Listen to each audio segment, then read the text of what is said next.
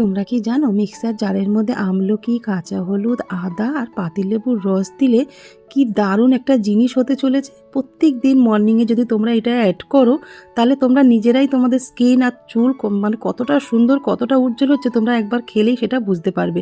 প্রত্যেক দিনের ঝামেলা ছাড়া তোমরা যদি এইভাবে মিক্সারে বেটে নিয়ে তোমরা আইস কিউবের মধ্যে এরকম দিয়ে রাত্রেবেলা করে রেখে দেবে, তারপরে 3-4 দিন তোমাদের আর কিচ্ছু ভাবতে হবে না। বড় বড় সেলিব্রিটিদের এটা বিউটি রাজ বলতে পারো। তা ওরা এইভাবেই নিজেকে মেনটেন করে, আমাদের মতন ওরাও সাধারণ মানুষ, কিন্তু ওরা যেগুলো করে সেগুলো আমরা কিছুই করতে চাই না।